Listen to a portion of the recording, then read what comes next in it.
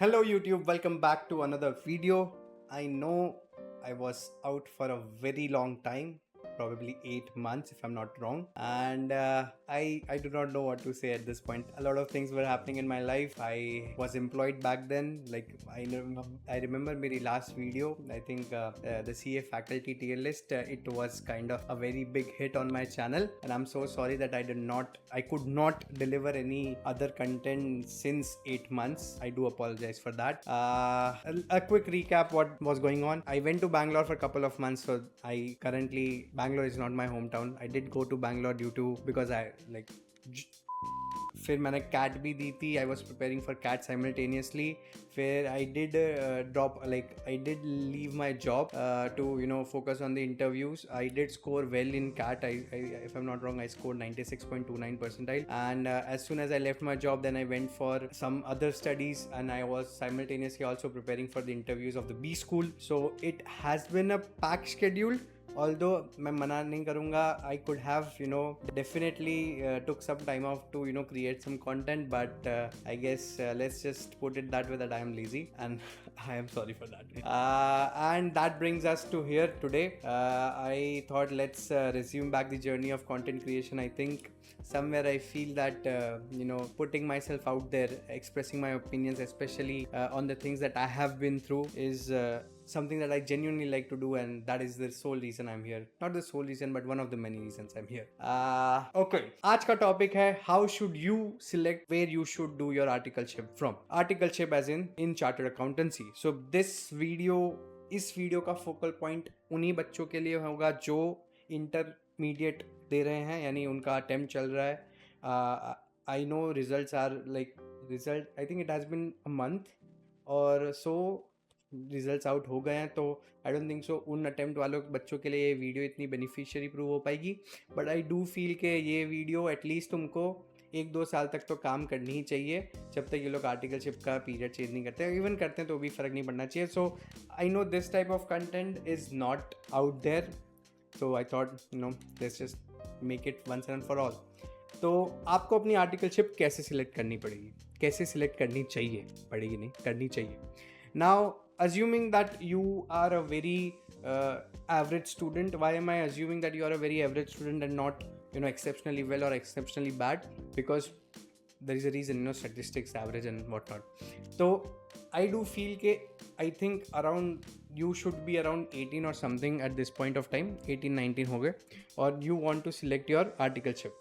Now current period, if I'm not wrong, articleship is for 2 years. हमारे time पे 3 years की होती थी.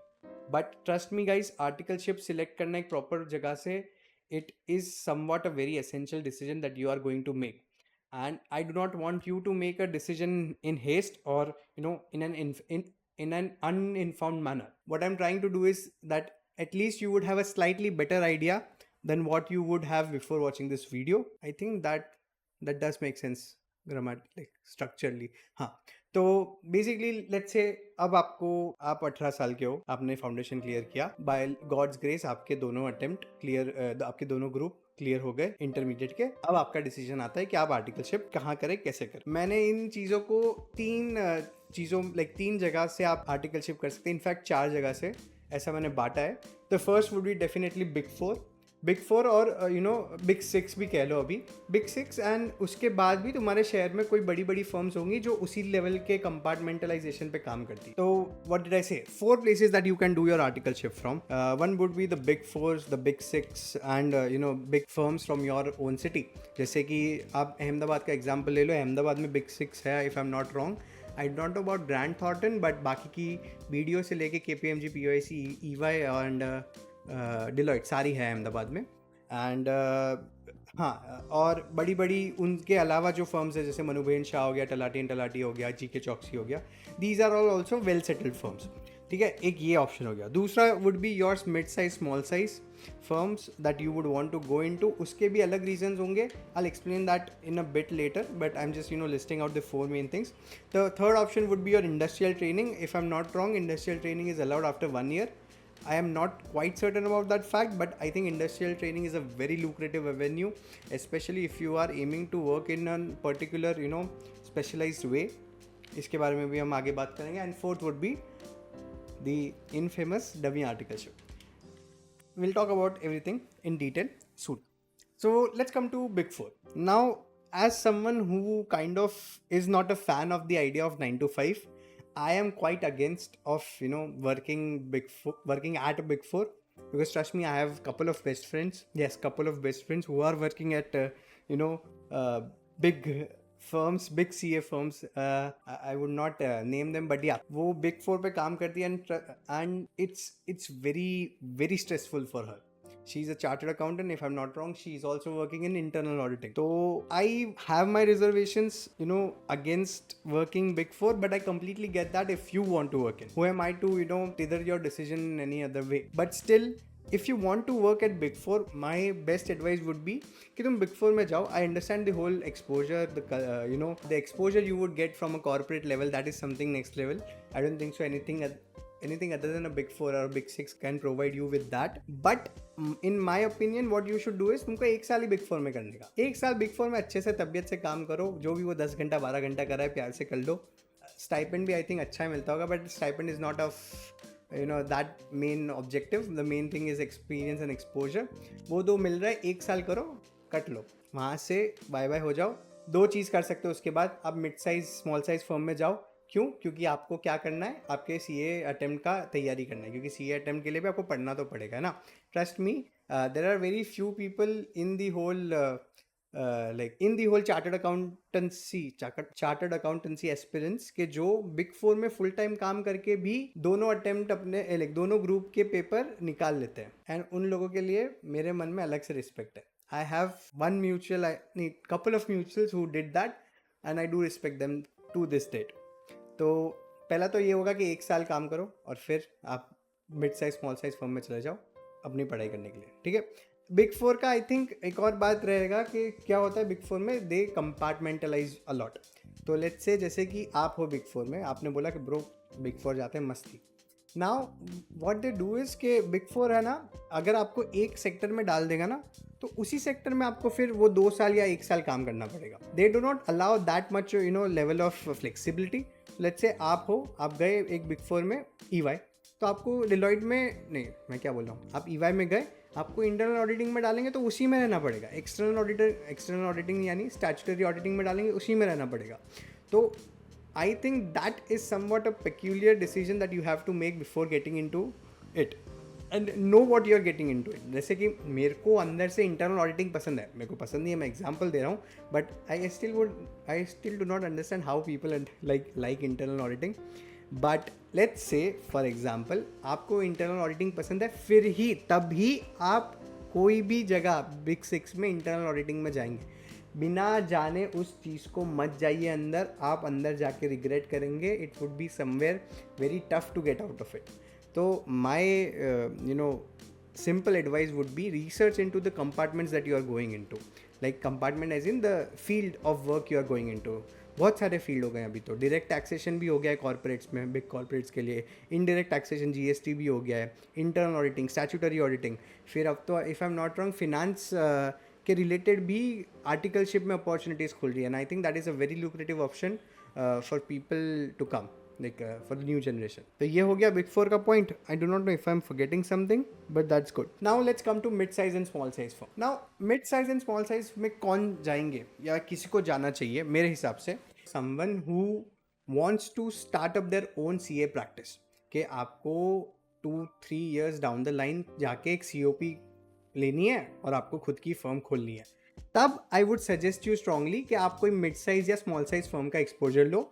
क्योंकि अगर आई एम अज्यूमिंग कि आप अपनी फर्म खोलोगे, आप अपनी ही सिटी में खोलोगे, तो आप सेम सिटी के मिड साइज स्मॉल साइज में काम करोगे, तो आपको वो थोड़ा लोकल एनवायरनमेंट से you will get used to it. कि अगर आपकी थोड़ी फर्म अच्छी हुई तो what they will do is they will give you the opportunity to visit the income tax departments, the GST departments and what not.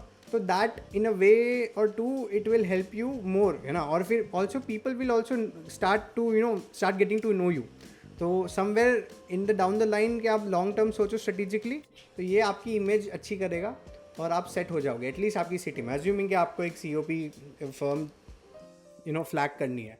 And I think it is also a very lucrative option, क्योंकि not everybody comes with the same level of aspirations. So I believe के जो बंदा बंदी को, of course inclusive, को एक खुद की फर्म स्टार्ट करनी है, तो what they can do is they can go into mid size small size firms of the city they want to open their firm in, assuming वो आपकी होम टाउन सिटी ही होगी, बट या that is that. Then comes industrial training. Now this is a very big I would say plus point if someone who is looking to work into corporate for a very long time. क्यों? क्योंकि it does two things. First, let's say कि you have a company that you always wanted to work in. Let's say it's ITC, ठीक है, बड़ी company है.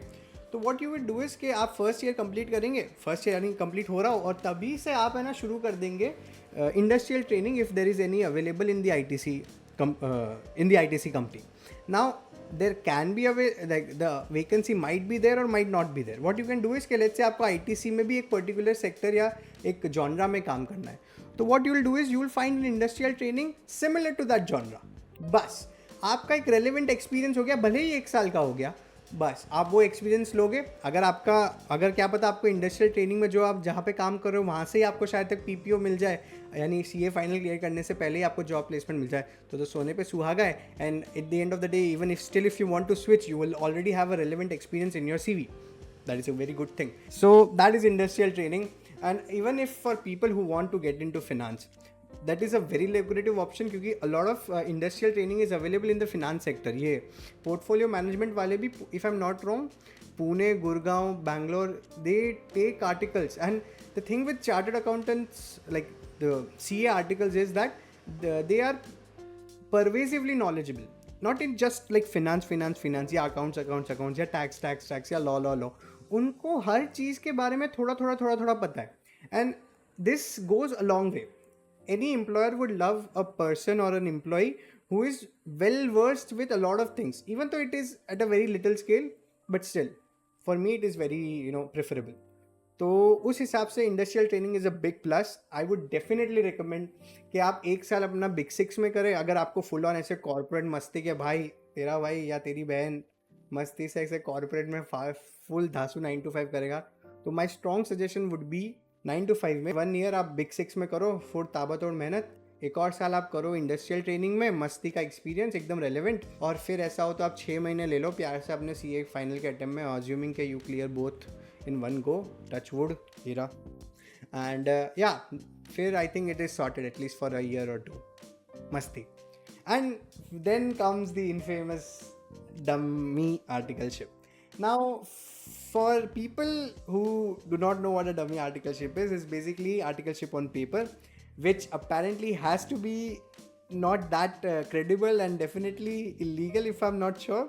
But I think guys, देखो, मेरे हिसाब से अगर आपके लाइफ में कुछ ऑलरेडी प्रीसेट गोल्स हैं, not everybody wants to be a chartered accountant and let it be. What if you want to be something else, और if you want to do something out of box. I think I am not recommending it. I am just saying कि अगर आप मेरे को पूछते कि अनंत आपको CA dummy articleship के बारे में आपके क्या सजेशन है, मैं बोलता पहली बात तो वो बहुत बड़ी इलीगल चीज़ है and definitely no amount of knowledge you would gain.